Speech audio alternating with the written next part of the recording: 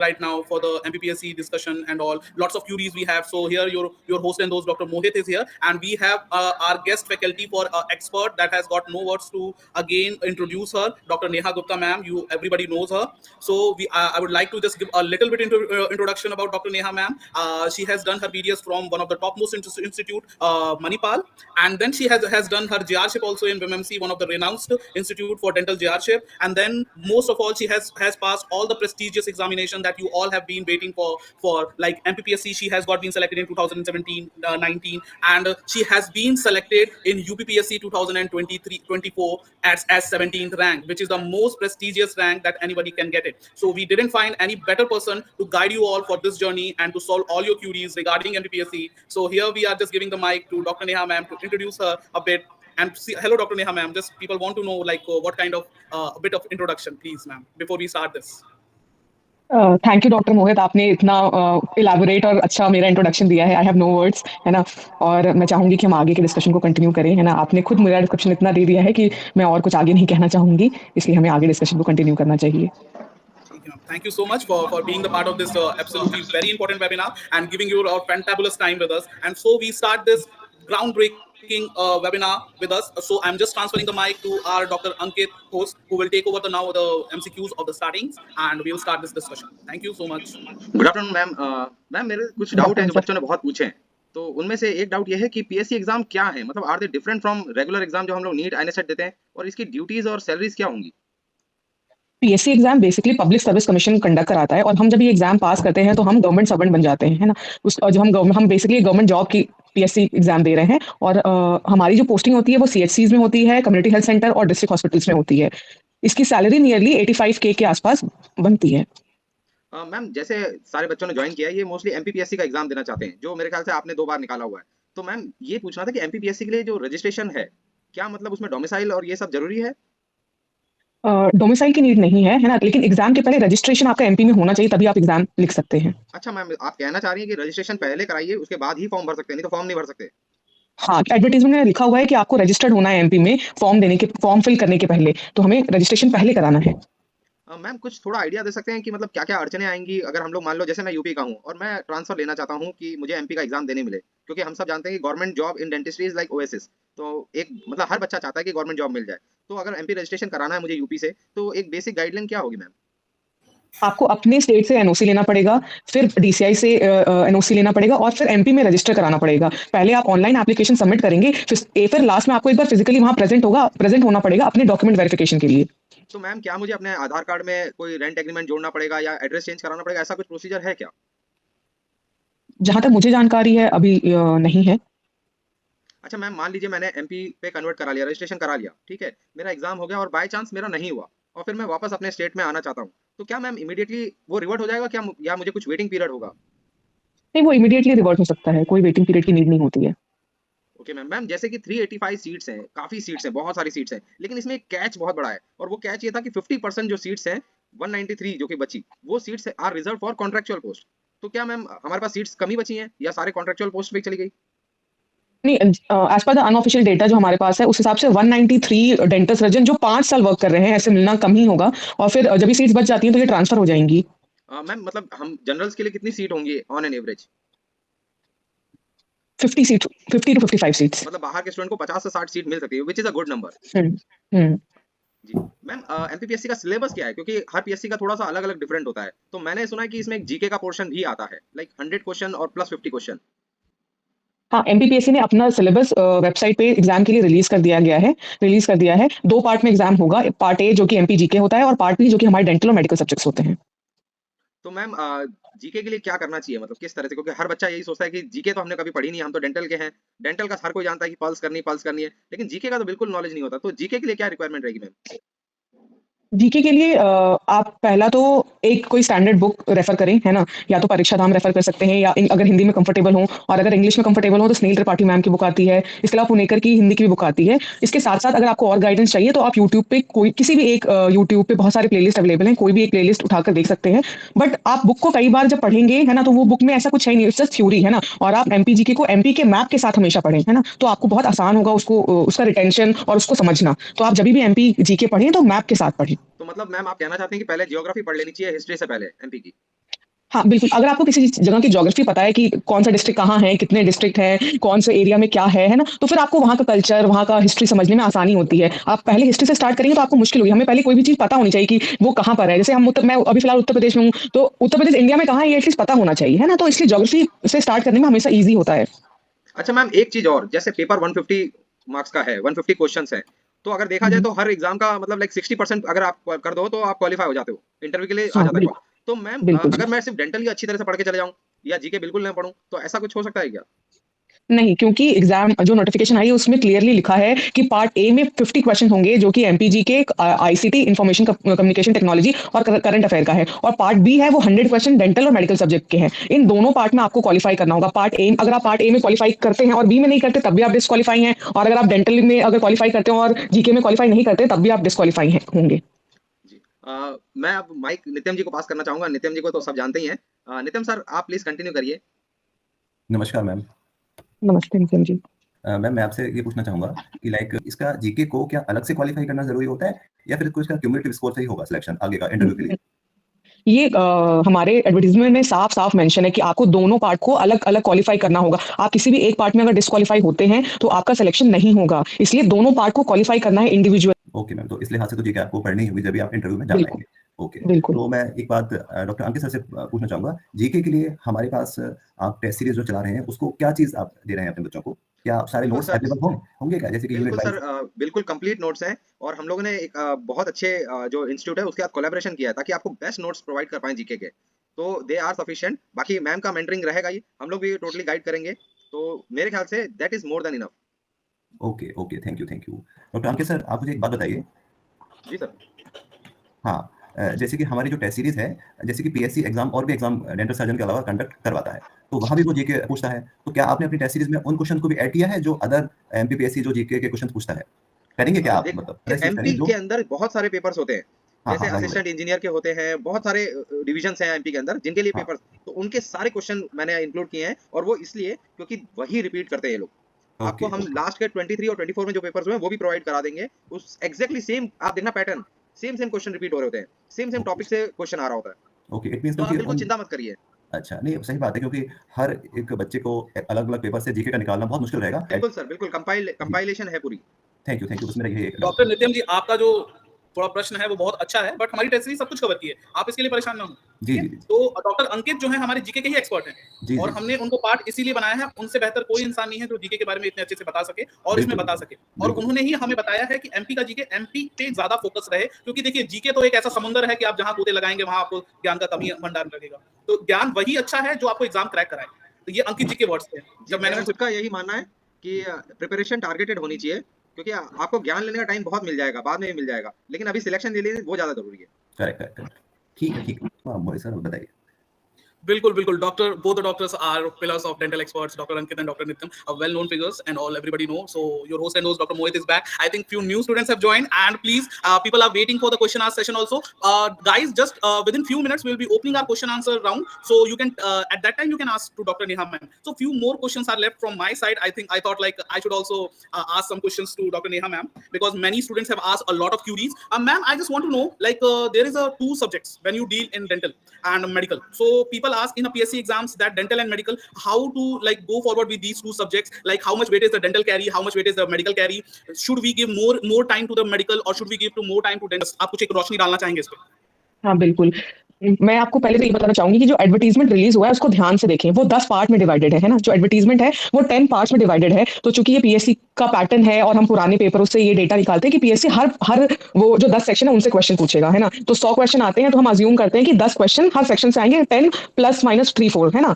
तो आप अगर देखें तो मेडिकल का सारा पोर्शन सिर्फ़ एक सेक्शन में कवर होता है जो कि फर्स्ट सेक्शन है। बाकी 9 सेक्शन जो उसमें मेंशन है वो सारे डेंटल के सब्जेक्ट्स हैं। तो आप जो मैंने कहा उससे आप ये वो कर सकते हैं कि निष्कर्ष निकाल सकते हैं कि जो मेडिकल के क्वेश्चन है वो हार्डली 10 से 15 के बीच में आएँगे और फिर 22 और 19 का अगर आप पेपर देखते हैं तो 12-13 क्वेश्चन के आस-पास मेडिकल के आए हैं, है ना?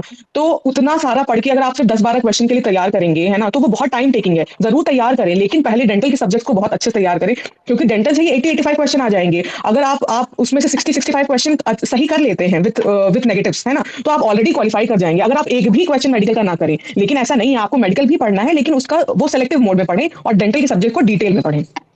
अच्छा मैम, बच्चों का एक बहुत बड़ा क्वेश्चन रहता है कि मैम डेंटल के बहुत सारे सब्जेक्ट्स हैं, तो उसमें कुछ इंपॉर्टेंट सब्जेक्ट्स को अगर आप शाउट आउट देना चाहें या फिर आप बताना चाहें कि ये वाले सब्जेक्ट ज्यादा इंपॉर्टेंट है, और या फिर उनको वो कैसे मैनेज करें, और एक बहुत इंपॉर्टेंट है कि रिवीजन को वो कैसे मैनेज करे और रिवाइज कैसे करे किसी भी चीज को, क्योंकि मुझे लगता है मैम, जैसे मेरी जो जर्नी रही है मेरी और नित्यम की, like we have been from AMU and BHU, तो हम जब एग्जाम देते थे, हम जब पढ़ते थे, तो रिवीजन पे बहुत ज्यादा एम्फेसिस डालते थे कि हम कैसे उस चीज को रिवाइज कर सके। तो मैम आप थोड़ा सा स्ट्रैटेजी बताओगे कि रिवीजन वो कैसे करें, क्योंकि मैम इतना बड़ा सिलेबस याद रखना तो बहुत मुश्किल है, और आपने जैसे बोला कि आप अपने टाइम में लाइक 5-6 बार रिवाइज करते थे, आप ये भी बता दो आप अपने टाइम में मैम कितनी बार आपने एक थरो रिवीजन किया था, क्योंकि मैम एक गाइडर से बड़ा तो कुछ होता नहीं है जो रोशनी डाल सके, जिन्होंने पहले ये एग्जाम्स निकाले हैं इतने इंपॉर्टेंट। तो प्लीज मैम आप इस पे थोड़ा सा अगर आप रोशनी डालना चाहो तो हमारे जो स्टूडेंट्स है वो बहुत अच्छा फील करेंगे। श्योर, तो हाँ, मैम एक बार हाँ, बिल्कुल।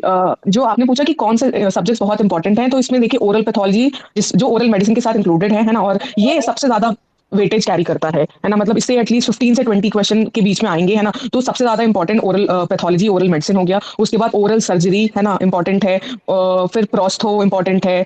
बाकी मैं ये कहना चाहूंगी कि डेंटल सब्जेक्ट्स में आप अभी जब तक डेट्स नहीं आती हैं तब तक उसमें सिलेक्शन मोड में ना जाएं कि हमें ये पढ़ना चाहिए, ये छोड़ना चाहिए। डेंटल के सब्जेक्ट को थरोली डेंटल पल्स से पढ़ें।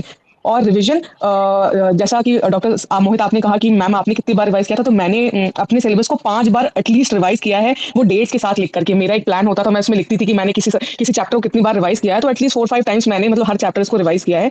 तो मेरा जो रिवीजन का टेक्निक होता था वो ये होता था कि जो मैं आज पढ़ती थी वो कल जरूर रिवाइज करती थी। उसके जब तक मैं रिवाइज नहीं करती थी तब तक मैं आगे का पढ़ती नहीं थी, क्योंकि अगर हम पीछे का भूलते जाएं, है ना, और आगे बढ़ते जाएं, तो फिर अल्टीमेटली हमें कुछ रिजल्ट नहीं मिलेगा। और फिर मैं उसको 7th डे, है ना, 14th डे और 21st डे ऐसे करके, मतलब ऐसे रिवाइज करती थी, है ना। और जो आपने पूछा कि रिवीजन कैसे करें, है ना, तो आपके दिन में जितने भी घंटे हैं आप उनको 3 पार्ट में डिवाइड करें।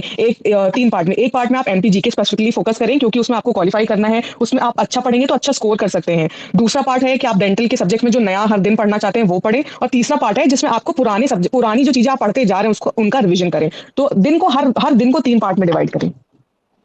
मैम एक बहुत मैम इससे लाजवाब आंसर मुझे लगता है कि कोई भी दे नहीं पाएगा, और बहुत ही स्पष्ट शब्दों में आपने इस चीज को बयां किया है और सबको बताया है। मैम एक बहुत इंपॉर्टेंट क्वेश्चन है जो कि लाइक बहुत बच्चे पूछते हैं, क्योंकि देखिए मैम जो ये एमपीपीएससी है कई तरह के लोग दे रहे हैं, लाइक कुछ कॉन्ट्रेक्चुअल वर्कर दे रहे हैं जो अपने कॉन्ट्रैक्ट के वर्क भी कर रहे हैं, कुछ ऐसे बच्चे हैं जो कहीं क्लिनिक्स में जॉब कर रहे हैं वो अपना क्लिनिक्स भी कर रहे हैं, कुछ ऐसे बच्चे हैं जो कई सालों से अभी तक पढ़े भी नहीं है और वापस से अब इस बड़े सीटों को देख के वो पढ़ना चाह रहे हैं। और एक बहुत बड़ा सवाल है, कुछ फ्रेशर्स हैं मैम जो अभी जस्ट बीडीएस पास आउट किए हैं, वो नीट एमडीएस का भी, अब आप देखो नीट एमडीएस का एग्जाम की डेट भी थोड़ी अब चेंज होगी, तो वो उन दोनों को कैसे मैनेज करें। तो मैम एक लॉट है काफी डिफरेंट कैटेगरीज का, तो अगर आप इस चीज को थोड़ा सा सॉर्ट आउट करें कि इन बच्चों को कैसे वो चीजों को हैंडल करना चाहिए, कि क्या वो अपनी क्लिनिक छोड़ दे या फिर जो कॉन्ट्रैक्चुअल जॉब है वो छोड़ दे, तो वो कितने आवर्स पढ़े, क्योंकि देखिए मैम सबकी एक मजबूरी होती है, वो अपनी चीजों को छोड़ नहीं सकते। तो क्या आप इस पे थोड़ा सा रोशनी डाल सकते हैं, क्योंकि मैम मुझे लगता है कि आपसे बेटर कोई भी इस चीज को जवाब नहीं दे सकता, क्योंकि आपने कई सारे रूपों में ये एग्जाम दिया है और कई सारे स्ट्रगल में ये एग्जाम दिया है। तो मैम थोड़ा सा इस पे रोशनी डालें प्लीज मैम। जैसे आपने कहा कि हाँ, मैं आपको ये बताना चाहूंगी कि मैंने अपना ग्रेजुएशन 2013 में कंप्लीट किया है ना। फिर एग्जाम का नोटिफिकेशन 2022 में आया, तो आप समझ लो कितना गैप था। बीच में एक बार 2019 में मैंने एग्जाम दिया था, बट उसके बाद भी आप सोचो कि 3-4 साल का गैप था। जब मैंने एग्जाम की प्रिपरेशन करी तो मेरी एक छोटी बच्ची थी, एक रनिंग क्लिनिक था, है ना। तो सबसे इंपॉर्टेंट है कि अगर आपके अंदर वो जस्ट है एग्जाम निकालने का तो आप कर सकते हैं। अगर मैं कर सकती हूँ तो कोई भी कर सकता है ना। ये तो एकदम फैक्ट है। बस ये है कि अपने टाइम को मैनेज करें, है ना, जितना भी टाइम आपको मिले, है ना, जो भी फ्री टाइम मिले, एटलीस्ट 4-5 आवर की स्टडी तो करनी ही चाहिए, है ना। 5-6 आवर्स आप कैसे भी मैनेज करें, और अपनी स्टडी को बहुत प्लान करके पढ़ें। और बाकी हम अपने टेस्ट सीरीज में जो आप लोग कंडक्ट करा रहे हैं उसमें वैसे ही आपको बहुत हेल्प मिलेगी। और एक मेंटरशिप मेरी पूरे, जब तक ये एग्जाम खत्म नहीं होता और आपका सिलेक्शन नहीं हो जाता तब तक मैं आपके साथ बने रहूंगी। आपके छोटे से छोटे डाउट को भी मैं क्लियर कर दूंगी। मैम थैंक यू इतना सो मच। कहना कई बच्चों के लिए बहुत बड़ी बात है और ये एक बहुत अच्छी बात है। मैम मैं कुछ और क्वेश्चंस पूछना चाहूंगा इससे पहले हम क्वेश्चन आंसर खोले, तो मैं अपने बच्चों और जो भी यहाँ पे विजिटर्स आए हैं और जो भी ये देख रहे हैं, प्लीज आप थोड़ा सा और इंतजार करें, हम क्वेश्चन आंसर आउट जल्दी से शुरू करेंगे एक कॉमन क्वेश्चन खत्म करने के बाद, क्योंकि हमारे पास बहुत सारे क्वेश्चन। मैम कुछ ऐसी चीजें बताएं कि जैसे अब डेंटल सब्जेक्ट्स के लिए, जैसे आपने जीके के लिए बुक्स बोल दी, तो कुछ स्पेसिफिक डेंटल बुक्स भी रेफर करें बच्चे। डेंटल सब्जेक्ट्स के लिए तो बस एक ही बुक है, वो है डेंटल पल्स, है ना। तो आपको और कुछ नहीं पढ़ना है, ना क्लासेस की जरूरत है ना नोट्स की जरूरत है। आप सिर्फ डेंटल पल्स को पढ़ें, है ना। आप पुराने पेपर को देखें, है ना, और खुद एनालाइज करें। आप देखिए जो नीट एमडीएस का एग्जाम होता है और जो पीएससी का एग्जाम होता है उसमें डिफरेंस होता है। जो नीट एमडीएस का एग्जाम होता है वो ज्यादा कंसेप्चुअल होता है ना, ज्यादा क्लिनिकल होता है। बट जो पीएससी के एग्जाम है वो स्ट्रेट अवे क्वेश्चन पूछे जाते हैं। आप देखेंगे पल्स के एक्सप्लेनेशन से पल्स के क्वेश्चन डायरेक्टली पूछे जाते हैं, एकदम वन लाइनर कंसेप्ट वाले क्वेश्चन है। ये जस्ट आपका रिवीजन कम होता है, इसलिए आप वो एग्जाम में कर नहीं पाते। जब 2022 में एग्जाम हुआ था उसका पेपर आप आज उठाएंगे तो आपको लगेगा ये पेपर तो बहुत ईजी था, बट आप देखिए 193 सीट्स आई थी और उसमें 600 बच्चों को सिलेक्ट होना था, लेकिन आप देखेंगे तो 600 बच्चे भी इंटरव्यू के लिए सिलेक्ट नहीं हो पाए थे। आई गेस 300 ऐसे कुछ बच्चे सेलेक्ट हो पाए थे, है ना? तो मतलब 200 कुछ था शायद, मुझे वो डेटा भी क्लिक नहीं करना, बट मतलब वो 3 टाइम बच्चे भी सेलेक्ट नहीं हो पाए। तो इसलिए डेंटल के लिए आप, क्योंकि डेंटल बहुत वास्ट है, इस समय आप इधर-उधर भटकेंगे तो आप मिसगाइड हो जाएँगे, है ना? डेंटल पल्स को पढ़ें अच्छे से, है ना? उसी से आपका सिलेक्शन हो जाएगा। मैम 2 और क्वेश्चन करूंगा बहुत इंपॉर्टेंट, उसके बाद से मैं हम क्वेश्चन आर राउंड खोलेंगे। मैम एक बहुत बड़ा क्वेश्चन है कि पुराने पीएससी के पेपर्स जो हैं वो जो हम अपनी टेस्ट सीरीज में दिए हैं सारे, अच्छा डॉक्टर अंकित हमने सारे टेस्ट सीरीज के पेपर्स हमने अपने टेस्ट सीरीज में दिए हैं ना, सारे बच्चों के लिए हम खोल रहे हैं ना? जी जी जी बिल्कुल। ठीक है मैम, हम सारे अपने जो ये टेस्ट सीरीज है उसमें सारे के सारे पुराने पीएससी पेपर्स हम खोल रहे हैं एमपीपीएससी। तो मैम आपको क्या लगता है ये बच्चों को कितना हेल्प करेगा, कुछ रिपीट होते हैं कि नहीं? और रीसेंट नीट एमडीएस के 2001 से 2024 के भी हम पेपर दे रहे हैं, तो ये कितना मैम लोगों को हेल्प कर सकता है या फिर इससे कुछ हेल्प मिलेगी? हाँ, मतलब आप देखेंगे तो एक पैटर्न होता है, क्वेश्चन अगर क्वेश्चन नहीं रिपीट हो, क्वेश्चन रिपीट होते हैं पहला, दूसरा टॉपिक्स, है ना? वो टॉपिक्स का रिपीटिशन बार-बार होता है। तो जो किसी एग्जाम में आया है ना, उनके टॉपिक का रिपीटिशन होता है ना? और जो स्ट्रेट लाइनर क्वेश्चन है वो बिल्कुल मतलब आप जब बार-बार वो पेपर को करेंगे ना, तो आपको खुद ही लगेगा कि आप अच्छे से प्रिपेयर हो रहे हैं। मैम एक लास्ट क्वेश्चन, जब भी मैं वेबिनार का हमेशा एक्सपर्ट से बात करता हूँ, हमारा पुराना बीएमएमसी का डेंटल जेआरशिप का भी जो टेस्ट सीरीज हमने की थी उसमें से 17 सिलेक्शन दिए थे आउट ऑफ 20। तो एक सवाल मैं हमेशा हर एक एक्सपर्ट से करता हूँ कि मैम अगर मैं आपको एक बार टाइम जोन में वापस ले जाऊं कुछ साल पहले या 1-2 साल पहले, और तब आप तैयारी तो कर रहे थे मैम पूरा दिल लगा के, बट अगर आपको कोई ऐसी टेस्ट सीरीज उस वक्त अवेलेबल होती जिसमें आपको हर चीज मिलता पुराने पीएस, क्योंकि बच्चे हर जगह ढूंढते हैं पुराने पीएससी के पेपर्स, नीट एमडीएस के रीसेंट पेपर्स, आपको 25 टेस्ट जिसमें सब्जेक्ट वाइज टेस्ट हो विद सॉल्यूशंस, आपको आंसर्स मिले, फिर आपको फुल सिलेबस टेस्ट हो, एक नेशनल वाइड रैंकिंग हो, जिस टेस्ट सीरीज को 200-300 बच्चे लेके रखे हो और बच्चे मांग रहे हैं और पॉकेट फ्रेंडली हो ताकि उनके पॉकेट पे भी ज्यादा असर ना पड़े और वो एक कप चाय से भी मतलब ज्यादा महंगा ना पड़े, वो कहीं गए हो और ये टेस्ट सीरीज ले लो और उनको एक मदद हो, और कई सारे एक्सपर्ट आप जैसे जो उनको पूरा अंतिम तक लगे रहे। तो आपको क्या लगता है मैम, आप लेते ऐसे टेस्ट सीरीज को और अपने दोस्तों को भी रेकमेंड करते? हाँ, डॉक्टर मोहित आपने बहुत मतलब जेन्युइन क्वेश्चन पूछा है। हाँ, बिल्कुल इसलिए टेस्ट सीरीज़ की हेल्प क्या होती है, आपको एक प्लान्ड वे में पढ़ाई करने में हेल्प करता है ना? आपको आपका टारगेट सेट है, आप खुद से टारगेट सेट नहीं कर पा रहे हैं। हमने जो टेस्ट सीरीज़ क्यूरेट करी है वो है कि आपका टारगेट सेट हो, है ना? कि आपको हर हफ्ते क्या पढ़ना है। फिर दूसरी ये चीज़ है कि आप अगर अकेले पढ़ रहे हैं तो आपको नहीं समझ में आ रहा कि कौन कहाँ पर स्टैंड कर रहा है ना? तो अगर आपकी टेस्ट रैंकिंग में अगर रैंक कम आती है तो आपको लगता है नहीं हमें आगे कम्पीट करना है। ये हेल्दी कॉम्पिटिशन है, आगे बढ़ना है, अच्छे नंबर लाने हैं, है ना? और अगर आप अच्छे अच्छे रैंक्स में हैं ऊपर की तो आपको लगता है कि हमें ये सस्टेन करना है। और दूसरा कि टेस्ट सीरीज़ से आपको अपनी रिटेंशन चेक होती है जो कि बहुत इंपॉर्टेंट है। अल्टीमेटली आपको एक एग्जाम जैसा प्लेटफॉर्म सिनेरियो दिया जाता है जहां आप अपना रिटेंशन चेक कर रहे हैं कि भाई हमने हफ्ते 10 दिन में, जैसा कि आपके शेड्यूल में बीच-बीच में रिवीजन टेस्ट है ना कई सारे, तो उसमें आप अपने सारे सब्जेक्ट का रिवीजन कर सकते हैं कि अच्छा अगर आपने नहीं भी पढ़ा है तो आप एटलीस्ट 2-3 हफ्ते बाद देखें कि आपको कितना याद है ना? तो आपका बेसिकली पूरा रियलिटी चेक होता है कि आप कहाँ स्टैंड कर रहे हैं, है ना? तो ये बिल्कुल हेल्पफुल है ना? और मुझे भी कुछ ऐसा मिलता तो मैं जरूर ज्वाइन करती, है ना? तो इसलिए मैं मैम इन टेस्ट क्वेश्चंस में आप जानते हो कि कोई बहुत ज्यादा हार्ड क्वेश्चन रखने का कोई मतलब नहीं होता। नहीं, तो आप लोगों बिल्कुल में जो नहीं, आप बिल्कुल। सिलेक्टेड बंदे हैं, हमने टॉप 100 जितने भी एमपीपीएससी सिलेक्टेड बंदे हैं लास्ट ईयर 2022, और आपसे भी मिलके हमने ये टेस्ट, आपने भी मदद किया है, तो मैम इन टेस्ट की वैल्यू बहुत ज्यादा रहेगी मुझे लगता है आने वाले वक्त में, जब ये बच्चे वो टेस्ट देंगे और वो खुद भी समझेंगे कि उन्होंने क्या लिया है और कितने कम में लिया है। क्योंकि देखिए मैम हर चीज हम फ्री नहीं कर सकते, बट कुछ वैल्यू देते हैं, तो अगर हम कुछ वैल्यू ऐड कर रहे हैं तो मैं इन सारे बच्चों से रिकमेंड करना चाहूंगा कि अपने सबको ये रिकमेंड करें और सबको ये शेयर करें। तो मैम अब मैं बहुत ज्यादा समय नहीं लूंगा क्योंकि बच्चे बहुत सारे ज्वाइन कर चुके हैं और उन्हें खुद के भी कुछ डाउट्स पूछने हैं, तो मैं ये माइक डॉक्टर नित्यम और डॉक्टर अंकित को दूंगा। वो बच्चों से एक एक करके पूछेंगे कि जो बच्चे अपने डाउट्स पूछना चाहते हैं, तो जो बच्चे अपने डाउट्स पूछना चाहते हैं हम क्वेश्चन आंसर खोल रहे हैं। आप हाथ खड़ा करें, नीचे साइड में एक ऑप्शन होगा रेज हैंड का, आप उसको दबाएं और उससे आप अपना क्वेश्चन पूछ सकते हैं। जो क्वेश्चन पूछेगा प्लीज मेक श्योर कि आप अपना सवाल थोड़े छोटे अंतर में पूछे। Please ask your doubts in a very small manner so that all the other participant gets the chance to ask doubts, because this is a very short session for the question answer. Please remember this so that everybody get the chance to ask the doubts. So please Dr. Nityam start asking it, that whoever wants to, and Dr. Rakesh. Thank you so much. Hello. हाँ ma'am, मुझे पूछना था कि ma'am जो अभी 21 Feb को भी forms निकलने वाले हैं, तो उसके पहले मुझे रजिस्ट्रेशन मतलब मेरा रजिस्ट्रेशन महाराष्ट्र का है, तो उसको मुझे एमपी में कन्वर्ट करना पड़ेगा, तो उसको टाइम कितना लगेगा मतलब होने के लिए, वो कन्वर्ट करने के लिए? मतलब मुझे 21 फेब के पहले ही फॉर्म्स के पहले ही करवाना पड़ेगा ना वो प्रोसीजर? हाँ, बिल्कुल, बिल्कुल। 1 महीने का समय पर्याप्त होता है, उतने में हो जाएगा अगर आप मतलब उसको कराएँगे तो। जहाँ तक है कि एमपी में जब रजिस्ट्रेशन कराएँ तो तत्काल रजिस्ट्रेशन आपको कराना पड़ेगा, तो ये प्रोसेस थोड़ा हेस्टन हो जाएगा, है ना? और अपने यहाँ Sumer Shekhawat ji. Hello, good afternoon ma'am. Good afternoon. Ma'am मुझे जानना था मैम, मिनिमम थ्योरी में कितने मार्क्स लाने जरूरी ताकि मैम इंटरव्यू के लिए हम लोग सिलेक्ट हो जाए जनरल के लिए? मतलब 60 to 65% के बीच में, 55 से 65 की रेंज में रहेंगे परसेंट में, तो आपका सिलेक्शन होगा। दोनों सब्जेक्ट्स, है ना? Part A, part B. Okay. Ma'am second ma'am ये पूछना था मैम कि जैसे मैं एमडीएस के लिए, मैं नीट एमडीएस के लिए एग्जाम दे रहा हूँ, अगर ऐसा हुआ कि नीट एमडीएस भी मुझे साथ में करना हो और ये अगर पीएससी में सिलेक्शन अगर हो जाता है तो मैम दोनों साइमल्टेनियसली मतलब हो सकता है ये? नहीं, अगर आपका जैसे कि नीट एमडीएस में सिलेक्शन हो गया और उसके बाद आपका गवर्नमेंट मतलब एग्जाम होता है, मतलब अगर आपने नीट एमडीएस में कहीं एडमिशन ले लिया है और फिर आपका यहाँ पे एमपी में सिलेक्शन हो जाता है, तो आप वहाँ एमपी में जाकर एक्सटेंशन लेते हैं, तो आप अपना एक्सटेंशन कंप्लीट करके फिर आके दोबारा अपनी जॉब को रिज्यूम करते हैं। एक ही टाइम में आप दोनों चीज नहीं कर सकते कि आप एमडीएस भी करें और जॉब भी करें, बट आपको यहाँ मतलब गवर्नमेंट जॉब में एक्सटेंशन मिलता है कि आप अपनी पीजी कंप्लीट कर लें और फिर ज्वाइन करें। Okay, thank you ma'am. Welcome. Sonam Jain, Sonam ji आप अपना क्वेश्चन पूछ सकते हैं। Hello, ma'am. Good afternoon. Hello, good afternoon. My question is कि जो अपने पल्स के एडिशंस होते हैं, लाइक अगर ओल्ड एडिशन है किसी के पास, तो हम अगर उससे पढ़ते हैं तो उसके सिलेबस में कुछ डिफरेंस होता है क्या न्यू एडिशन से कि तो इट हाँ, वर्क्स? कोई हाँ, इट वर्क्स है ना, क्योंकि अब जो डेंटल पल्स में आप देखेंगे कि नए एडिशन में क्या होता है कि वो पेपर हर साल के पेपर इंक्लूड करते हैं। पुराना एज इट इज वैसा ही है, सिनॉप्सिस वैसा ही वैसा है ना? क्वेश्चन भी ऑलमोस्ट वही है। जो नया एग्जाम हो रहा है 2017 के बाद से, वो सिर्फ वो पेपर ऐड करते जा रहे हैं, है ना? तो कोई ज्यादा डिफरेंस नहीं होगा। डॉक्टर सोनम, ओके मैं इसमें ऐड करना चाहूंगा, sorry to disturb to our expert.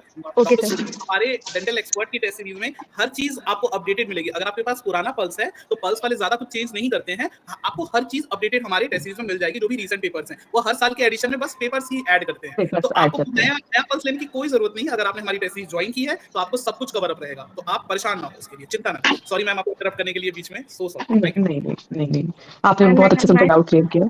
second question is, कि ma'am there is negative marking in this paper.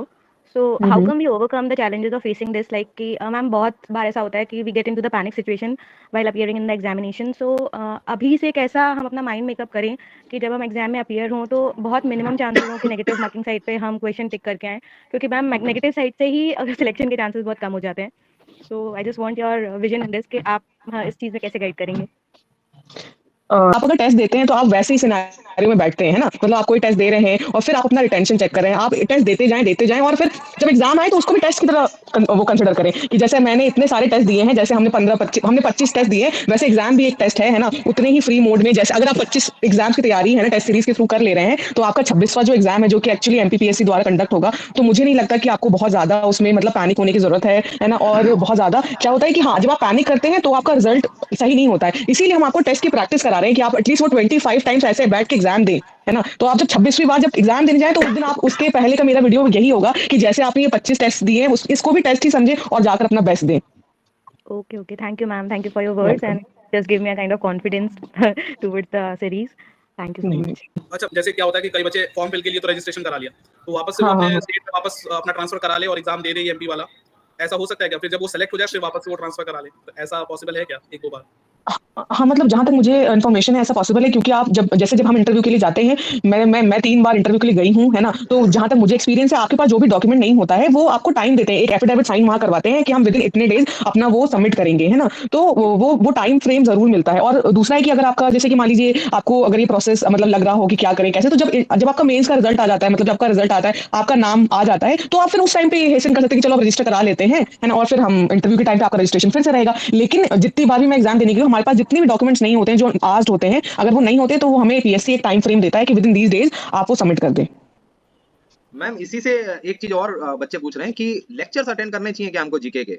Like GK के लेक्चर्स अटेंड करें, यूट्यूब प्लेलिस्ट देखें, क्या करना चाहिए हमें?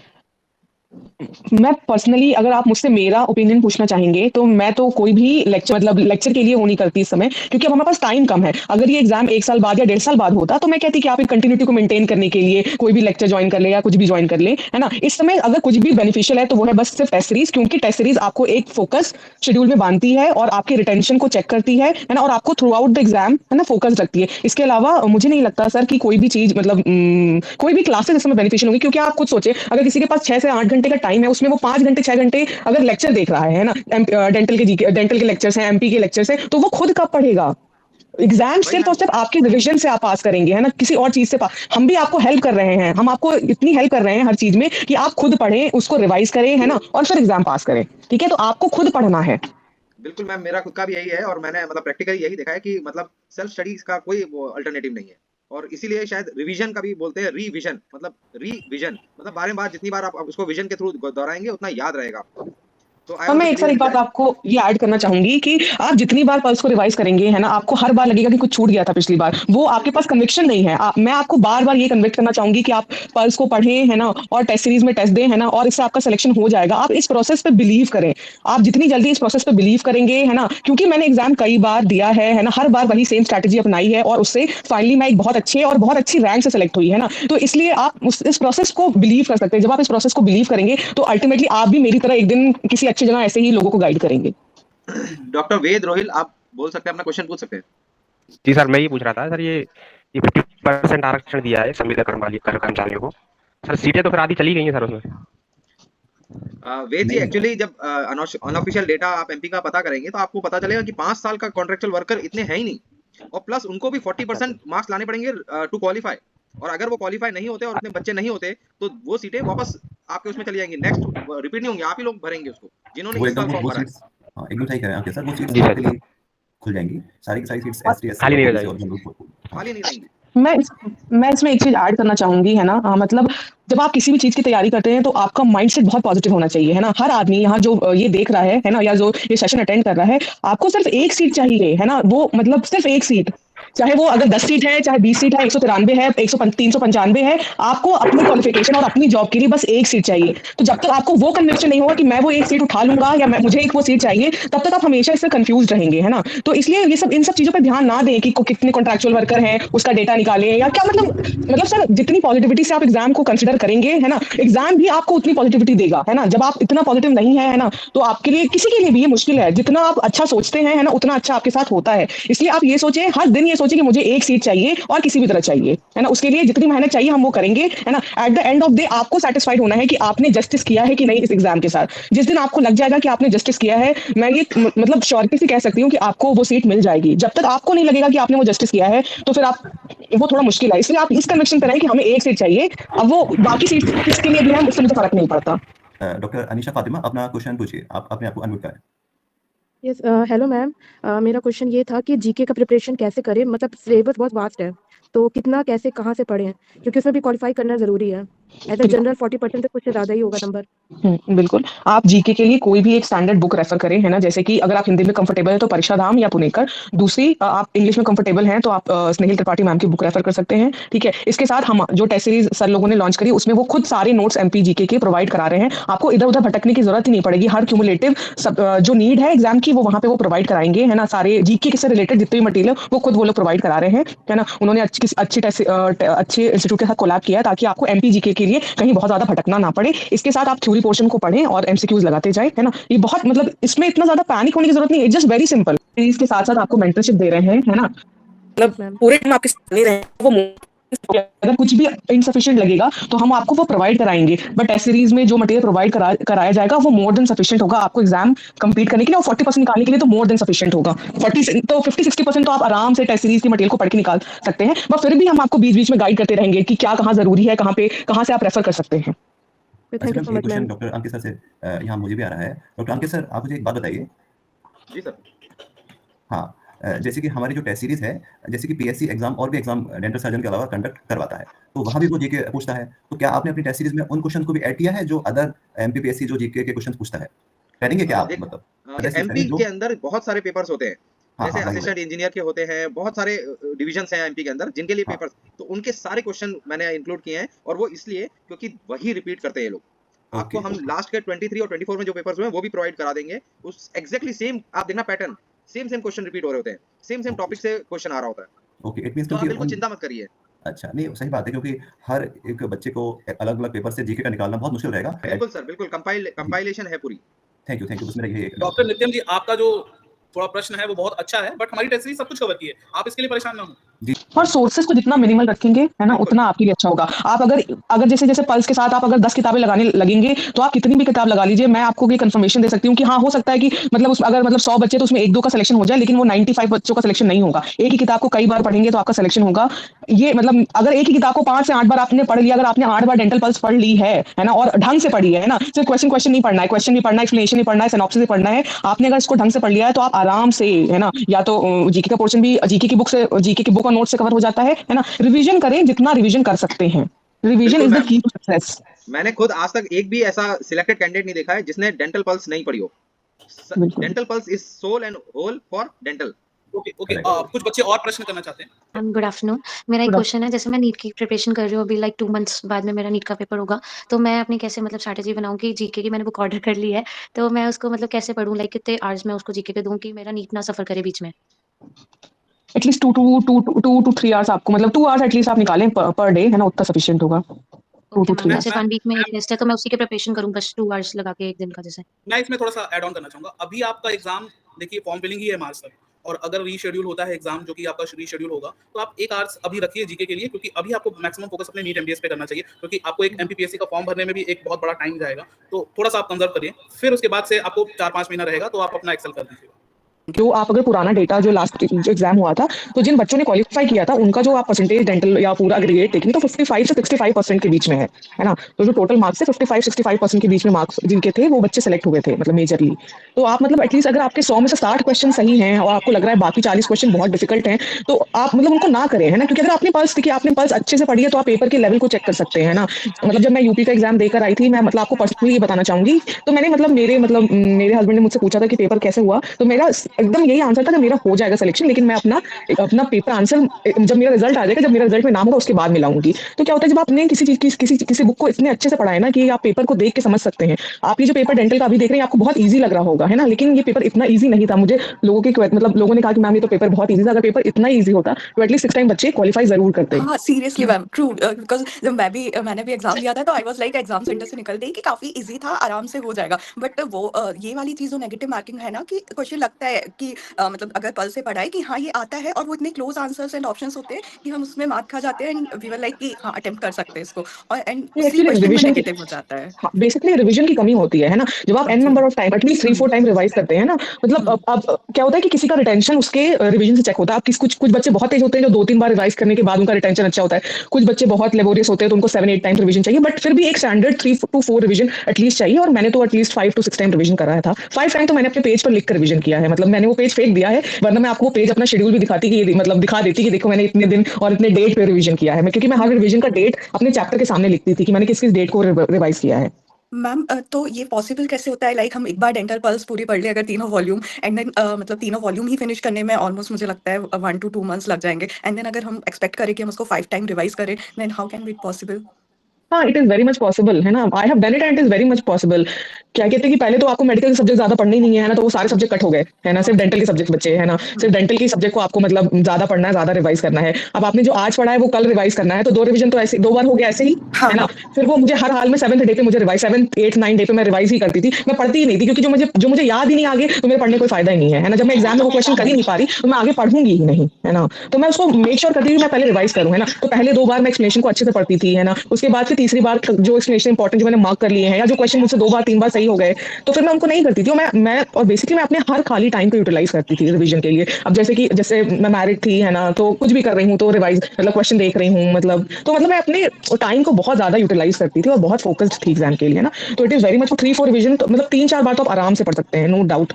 And ma'am you revision you mean Dr. only the question thing or the no synopsis too? No no, revision means the question as well as the explanation. Okay, thank you ma'am, thank you so much. Doctor Ritu Sharma, please unmute करें, ask a question. Doctor Ritu, okay शायद है नहीं। Doctor hello Ajit, ma'am, GS part में और दोनों part में image based question भी पूछे जाते हैं? नहीं, इमेज बेस्ड क्वेश्चन नहीं पूछे जाते हैं? पीएससी एग्जाम जो आज तक अभी तक उनमें कहीं भी मतलब उत्तर प्रदेश और मध्य प्रदेश में इमेज बेस्ड क्वेश्चन नहीं आते हैं, और जीके में तो बिल्कुल ही नहीं आते हैं। ठीक है मैम। आप पीएससी के पुराने पेपर उठा के देख लीजिए, कहीं भी इमेज बेस्ड क्वेश्चन नहीं है। मैम आपने बुक बताई थी करंट अफेयर्स के लिए, जो एग्जाम कुछ टाइम पहले आपने बताया था, वो बुक्स में से इंपॉर्टेंस पढ़ने का, वो बुक्स का नाम क्या है ma'am? Next question doctor Ritu. Good afternoon, good evening ma'am, good evening sir. मैंने अभी अभी अपना ग्रेजुएशन कंप्लीट किया, इंटर्नशिप हो गई है, और मैंने बहुत सारे लोगों से पूछा है जिनको भी मैं जानती हूँ, तो कंफ्यूजन है कि रजिस्ट्रेशन हम एक स्टेट से ज़्यादा स्टेट में एक टाइम पे रख सकते हैं या नहीं, और अगर मैंने कहीं और रजिस्ट्रेशन करवा ली तो जिस स्टेट से मैंने ग्रेजुएशन किया उसकी कैंसिल तो नहीं हो जाती? इसका answer I think so doctor Ankit sir दे पाएंगे अच्छे से। अंकित सर, पूछना ये कि क्या एक स्टेट से ज़्यादा रजिस्ट्रेशन पॉसिबल है या फिर नहीं? नहीं पॉसिबल है। नहीं, देखिए डीसीआई ने स्पेशली मैंडेट किया है एक टाइम पर एक ही स्टेट का एक रजिस्ट्रेशन वैलिड स्टेट रहता है। तो अगर आप Correct. एक साइड का स्टेट से दूसरे स्टेट पे जाते हैं, इसीलिए आपको एनओसी लेना पड़ता है, और फिर वापस अगर आपको उस स्टेट में आना है तो जो प्रीवियस स्टेट है उससे एनओसी लेके फिर डीसीआई में जाके फिर आप अपने स्टेट पे वापस री रजिस्टर कर सकते हैं। तो अभी मैं बिहार से हूँ और मैंने कर्नाटक से किया अपना ग्रेजुएशन, और तो अभी तो मैं एमपी का ले लूँगी, सिंस उसका फॉर्म आने वाला है और एग्जाम आने वाला है, तो मैं एमपी के लिए एनओसी लेके रजिस्टर कर लूँगी। बट इन केस अगर बिहार की आ जाती है सेम टाइम पे फॉर्म एंड ऑल, तो फिर मैं क्या करूँगी? देखिए, चांसेस ये हैं कि बिहार में रजिस्ट्रेशन ना मांगे, जैसा कह रहे हैं लोग, चांसेस ये हैं। और एक बार आप फॉर्म भरने के बाद एग्जाम दे देंगे, फिर आप कन्वर्ट कर लीजिए उसमें, बिहार में बिहार का एग्जाम दे दीजिए, जिसका रिजल्ट आ जाए फिर वापस आ जाइए उसमें। अच्छा, तो मतलब अगर मैं एग्जाम दे दिया, इंटरव्यू वगैरह दे दी, तो एमपी के रजिस्ट्रेशन की कोई ऐसी जरूरत नहीं होगी ऑन पेपर? आपको ज्वाइनिंग से पहले जरूरत पड़ेगी। तो तब तक तो वेट करना ही पड़ेगा कन्वर्ट। नहीं मतलब जब आप ज्वाइनिंग के लिए भी जाते हैं तो अगर आपके पास उसमें रजिस्ट्रेशन नहीं है तो वो आपको कुछ टाइम देते हैं, 15 डेज 45 डेज आई गेस देते हैं, 45 डेज, हाँ 45 डेज मिलते हैं, तब आप रजिस्टर करके फिर आप वो कर सकते हैं। Okay, thank you so much. और मेरे को एक और चीज़ पूछनी थी कि ये क्वालिफिकेशन आपने बोला general GK and current affairs का 40% अलग से होना चाहिए और डेंटल का अलग से होना चाहिए। कितने टोटल क्वेश्चंस होते हैं जीके एंड करंट अफेयर्स के? 50 क्वेश्चंस होते हैं जीके से और 100 क्वेश्चंस होते हैं डेंटल और मेडिकल से। Okay okay, thank you so much. Doctor Rachna Jain. Hello, good evening ma'am sir. Actually मैं ये पूछना चाह रही थी, actually I am doing post graduation currently, so will I be eligible to apply for this exam और not? बिल्कुल eligible हैं आप एग्जाम लिखने के लिए, अगर आप रजिस्ट्रेशन है एमपी में रजिस्टर्ड है तो आप लिख सकते हैं। डोमिसाइल तो है बट पीजी चल रहा है अभी, तो कर सकते हैं। हाँ, जब आपका सिलेक्शन हो जाता है तो फिर आपको अगर मतलब वो अगर उस टाइम पे आप या तो एक्सटेंशन के लिए मतलब वो कर सकते हैं कि मुझे एक्सटेंशन के लिए वो चाहिए, है ना, आप ये पूरा एफिडेविट बनता है वो सबमिट कर देते हैं, और एमपी में तो अलाउ भी करते हैं, है ना। और फिर इन केस नहीं अलाउ करते हैं तो आप उस समय डिसाइड कर सकते हैं कि आपको नौकरी ज्यादा जरूरी है या फिर आपको मतलब वो। बट जहाँ तक मुझे इन्फॉर्मेशन है कि आपको टाइम मिल जाता है। आप अभी किस ईयर में है? सेकंड ईयर में, मतलब 1.5 ईयर हो गया ऑलमोस्ट। हाँ, तो जब तक एग्जाम कंप्लीट होगा तब तक ये ऑलरेडी एक साल से ज्यादा निकल ही जाएगा, इंटरव्यू और ये सब करते करते 1-1.5 साल हो ही जाता है। मैम एक और क्वेश्चन पूछना था, एक्चुअली लास्ट टाइम एग्जाम में जीके में मेरा थोड़ा सा वीक रह गया था। डेंटल वाला वाज क्वाइट वेरी गुड, मतलब मेरा अच्छा हो गया था क्लियर, बट जीके वीक रह गई थी, तो उसके लिए क्या अभी थोड़ा अलग से? जीके के लिए तो वैसे जैसे सर लोग ने बताया कि वो नोट्स ऑलरेडी प्रोवाइड करा रहे हैं ऐप पे, और उसके साथ आप एक कोई भी स्टैंडर्ड बुक ले लें। अगर आप हिंदी में कंफर्टेबल हैं तो परीक्षा धाम ले लें, और इंग्लिश में कंफर्टेबल हैं तो स्नेहल त्रिपाठी मैम की बुक ले लें, और बस इतना ही सफिशिएंट है। ओके ओके, हाँ, क्योंकि उसमें शायद नेगेटिव मार्किंग की वजह से ऐसा मुझे लगा कि अटेम्प्ट ज्यादा करने की वजह से प्रॉब्लम है। Okay, thank you ma'am. Doctor Aman Soni, कोई क्वेश्चन है तो पूछिए। Good evening ma'am. Good evening sir. Ma'am मेरा ये क्वेश्चन था कि मेडिकल और डेंटल का जो आपने सब्जेक्ट उसमें कंसीडर कर रखा था, तो सॉरी लेकिन जो हमारा फर्स्ट यूनिट है अकॉर्डिंग टू सिलेबस वो पूरा मेडिकल ही है।